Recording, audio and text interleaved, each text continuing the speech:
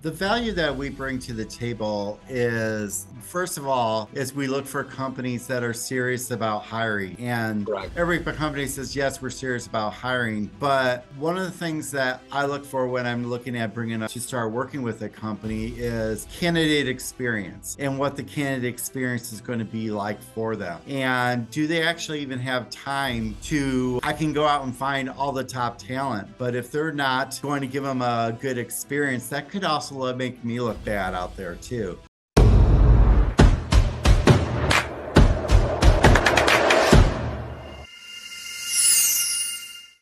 Hey guys, and welcome to the Grow IT podcast. One of your hosts here, Trey King. And today we are very excited to have our guest, Mr. Doug Wetzel from Ashton North. And as you know, this podcast is where thought leaders come to talk about their niche expertise.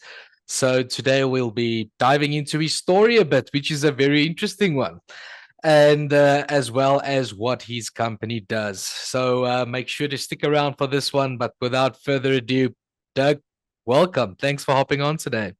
Good morning, and thank you for having me. Doug, let's kick things off. If you could kindly, just introduce yourself and provide us a bit around your background. Yes, my name is Doug Wetzel, and I am the founder and president of Ashton North. We are an executive recruiting firm that specializes in the IT, digital, and engineer space in the United States there. We specialize in finding mid to senior level talent. And one of the things that we focus on is we look at skills, but we really zero in on emotional intelligence. And it's very important for us to understand a company's culture, your objectives and your purpose and your mission, and to be able to find candidates and talent that align with you so that you have long-term success with your workforce, so that you can continue growing and have a workforce that is aligned with what your mission is. Awesome. That's an excellent introduction, I must say. Doug, given your industry, what's the current market trends that you're picking up? What ways are the wind blowing these days? Well, it's interesting. Everything kind of changes about every few months there. One of the things that we're seeing right now is we just got done here in the United States. We have a new president, and we're kind of entering into a new phase. What we're seeing is I'm starting to see a lot of investment being made for projects in companies, which has turned around. A lot of companies are looking for very senior talent out there to be able to get the projects going. A lot of thought leadership we're seeing out there. We're looking for people that have the flexibility and adaptability out there is what we're really kind of seeing. What we're also seeing is companies that are looking for people that are willing to at least be back in the office a lot, 100% working from home. There's still some out there, but it's not as much as we were seeing a few years ago. Yeah, I fully agree with you. There's definitely a shift when it comes to, obviously some companies have adapted from COVID, working from their homes. But I must say, a lot of companies, especially in the States, people are getting back to the office, or I see some of our clients as well where they've got like a bit more of a hybrid system going on now, as well. So whereas I found when it comes to companies that might be a bit smaller, that hybrid system isn't necessarily the best thing to do, for the reason that from operational cost point of view, right, of having the space available, for business, offices and whatnot, and then as well as obviously making sure your infrastructure for your employees are all those ergonomic factors that plays a role that can get quite pricey. So yeah, I fully agree with you. Tell me, Doug, uh, obviously in every industry there's competition, and when it comes to specifically what you guys do, I'm sure there must be some some competition as well. So from a value standpoint, you've actually touched on a couple of things already there, what your company does that I could see some value. But just out of your own words, what's the value that your business bring to the table? The value that we bring to the table is, first of all, is we look for companies that are serious about hiring. And Right. every company says, yes, we're serious about hiring. But one of the things that I look for when I'm looking at to start working with a company is candidate experience and what the candidate experience is going to be like for them. And do they actually even have time to I can go out and find all the top talent, but if they're not uh, going to give them a good experience, that could also make me look bad out there too. So we want Yeah. to see how do they look at treating this process? Are they serious? Is it their top priority? Do they even have time for this? And what do they value, and what is their mission, and what is their purpose? If they're looking and how do they even view me as a company and what we bring? If they're thinking, guess what, Doug, there's 2,000 other firms that could do the same thing out there. If they view me as a commodity, and we are a commodity or services, but if they don't respect what I do, they're not going to maybe respect the talent that I bring to the table there. So that's very Yeah. important there. And it's all about that candidate experience. And are they going to take the time to actually let me get the questions that I need so that I can turn around? What I do is I paint, and my team paints pictures with words. We need to know the full story on Wow. how to tell their story to be able to say, this is why you want to go to work for this. And if they don't have time to us and say, here's a job description, go find me something, that doesn't sit well with us. We need to be able to go and find the people, but to tell their story and tell their purpose and make them understand why this is going to be the right opportunity for them. Right, right. And then could you possibly give an example of where you guys have assisted a company, or a company rather that made use of your services that had some good success by making use of you guys? I have a client that is it's a global client. They are in the IT space, Yeah. and they deal with clinical research. And we are their North America recruiting company for them. Actually, they kind of joke all the time that when their HR team goes out and research and do their own sourcing, somebody in the C-suite always has to interview before an offer is made. When they are interviewing our candidates, unfortunately, we only work on kind of their very hard to fill roles there for them. Yeah.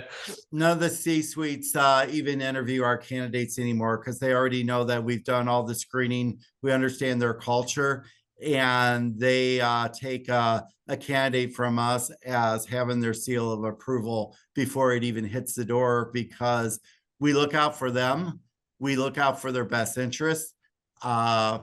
They know we're not here just to collect a check. Yes, that's what we're all in business for, but they know that we have their best interests at heart, and I will pull candidates out of the running if all of a sudden I feel that they don't have my companies that I'm representing best interests at heart. And I've had that happen multiple times there. And it's not being afraid to say or to do what we need to do so everybody is successful in this process. Tell me, Doug, the road to success, I'm sure you will agree as a business owner, is not always straight, right? It's not always, there's always a couple of bumps in the road and curveballs and things like that. Tell me, if you don't mind sharing, maybe just, like one snippet of where things didn't go your way to grow your company, and what you guys did to rectify it, or to maybe breaking through a glass ceiling or thus forth. We've got a lot of young listeners as well, and I think that advice would be of good benefit. Well, first of all, as you're talking to a gay business owner, so a straight road is something I'm not used to. But the That's but I love that. I love that. Yeah. probably one of the best things I could say is to have your vision and know who you Right. are, and maybe not go. Make sure that you choose projects or what you work on that align with who you are. Mm. And Mm. just because somebody's coming to you and saying, oh, here, you could do this, and say, oh, maybe I can make money there. Don't get lost in chasing after money. Think Right. of long term, look at the long term goal and keep that in mind. And kind of, you have to look at, how do I want to build my brand and what do I want to be about? And make sure that what you're doing will add to your brand and will kind of stay to your company's mission, your purpose, and your values of who you are as a company.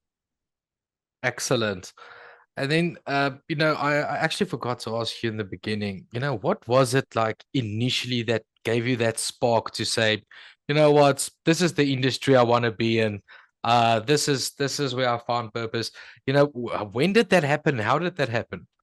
Um, I um, I have a very unusual way of getting into the industry. I'm a farm boy. I grew up on the farm. My degree is Yeah. actually in agriculture, and I spent my first few years out of college in the agriculture industry, the corporate swine industry. And what Yeah. I learned very early is it's an industry that has a very high turnover. So if I recruited and found the right people for the jobs, then they would stay in the jobs. They would. I would went from having the worst production in the whole company to being within 6 months the top, and it was from my recruiting. And I was like, you know what? I kind of like this recruiting. It's a lot less work than raising pigs, and so I kind of went from there over to the IT recruiting because they're very similar.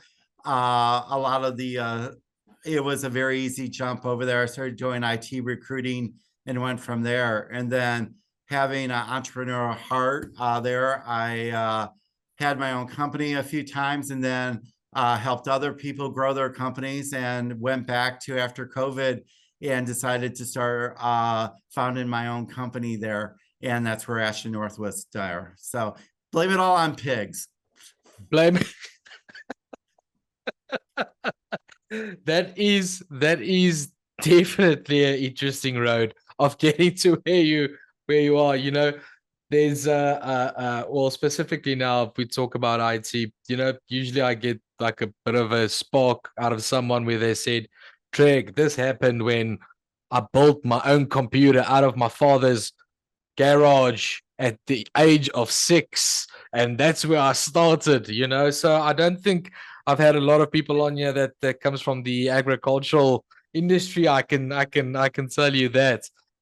Nevertheless, Doug, wanted to ask you, 2025 this year, what's on the cards for you? What's on the plans? What's on the plans? We just got done. We moved the company from Wisconsin to Illinois. Yeah. Uh, and like I've shared with you too, my story of went through a medical issue in 2024. So it's getting myself back up and going. We're already growing very fast right now, where I'm kind Awesome. of trying to decide what projects we're taking on, where we're not going to go. And what I'm really seeing is a lot in the project management area. We're seeing a lot on both across the nation going.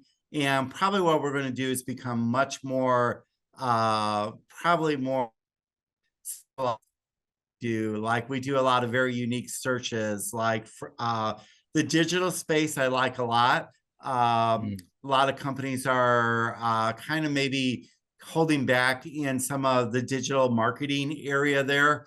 That's kind of going through a little bit. There's a lot of really strong talent out there, but companies are kind of holding back their checkbooks in that particular area there.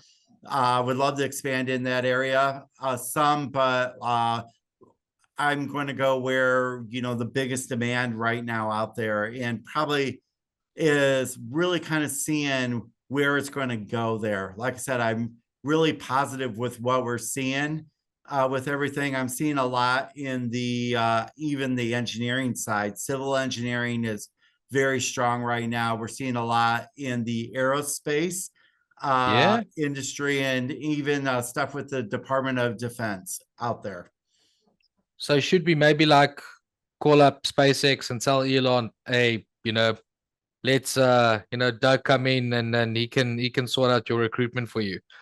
I think Yes, that's maybe. I would take the call there. You Would know you what I take the mean? call? Okay, I would at great. Yeah, least give him 15 minutes of my time, maybe yeah, 20. yeah. You all about just giving and things like that. So that's great. So but Doug, I need to thank you for coming on. What a pleasure. And thank you for sharing your expertise and informing us a bit more about your company. I can fully understand why you guys are in currently on an exponential growth phase. And I wish you all the best going forward. And lastly, from my side, where can the audience, where can they get hold of you guys? They can get a hold of us by just calling me directly, 262-212-7507, Awesome. or they can email me at douglas@wetzeldivine.com. Wetzel Divine is our overall arching company. Ashton North is just one of the brands underneath it.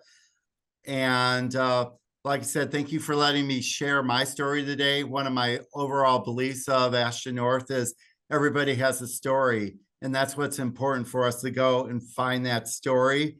And that story is what will help make you a good candidate for one company versus another. So thank you for letting me share my stories and talk maybe a little pig talk with you for a second. Excuse the pun. Oh, that's awesome. Oh, I appreciate it. Thank you so much, Doug, and all the best to you.